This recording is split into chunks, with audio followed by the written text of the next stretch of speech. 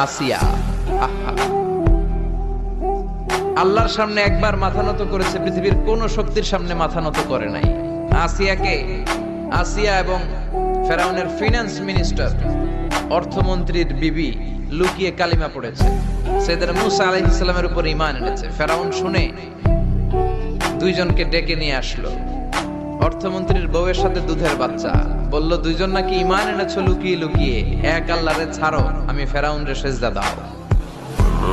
এরা বলল জীবন যাবে কিন্তু ঈমান যাবে না, জীবন দিব কিন্তু ঈমান দিব। প্রথমে ধরলো অর্থমন্ত্রীর বউকে, তাড়াতাড়ি আমার পায়ে সেজদায় লুটিয়ে পড়ো। সে বলে না, জীবন যাবে ঈমান যাবে না। বললো তাই নাকি, দেখি তোমার ঈমানের কত পাওয়ার। জল্লাদরে বলল কড়াইয়ের ভেতরে আগুন গরম করো, তৈল গরম করো, দুধের বাচ্চাটারে টেনে নিয়ে তেলের মধ্যে ছেড়ে দাও।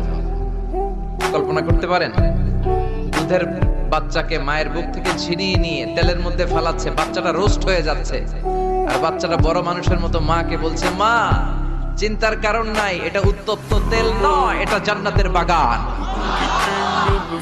ভয় নাই মা, তুমি চলে আসো, তুমিও লাফিয়ে পড়ো, শাহাদাতের পেয়ালা থেকে মিষ্টি সুধা পান করো। মহিলার ঈমান আরো বেড়ে গেল। সে বলল আমি, জীবন যাবে ঈমান যাবে। ফেরাউন বলল তোর ঈমান কত আমি দেখে নেব। এই মহিলাটাকেও উত্তপ্ত তেলের মধ্যে ছেড়ে দেয়। বাকি রইল ফেরাউনের বউ আসিয়া। আসিয়ারে ফেরাউন বলল, আসিয়া এক আল্লাহর ইবাদত ছাড়ো, আমারে সেজদা দাও। আসিয়ারও এক কথা, জীবন দিব ঈমান দিব। ফেরাউন বলে, আসিয়া তোরে উলঙ্গ করব, বউ হয়েছিস, আই ডোন্ট কেয়ার।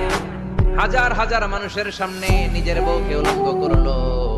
তক্তার মধ্যে উলঙ্গ বউকে শুইয়ে হাতের মধ্যে পেরেক ঢুকালো, পায়ের মধ্যে পেরেক ঢুকালো। এক একটা পেরেক ঢুকায় তক্তার মধ্যে ছিদ্র হয়ে ঢুকে আর ফিনকি দিয়ে রক্ত বের হয়। আসিয়া চিৎকার মারে।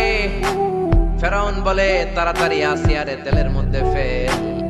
আল্লাহ বললেন জিব্রাইল যা, জান্নাতটা তুলে নিয়ে আসিয়ার চোখের সামনে ধর, আমার আসিয়া জান্নাত দেখে দেখে যেন আমার কাছে আসে।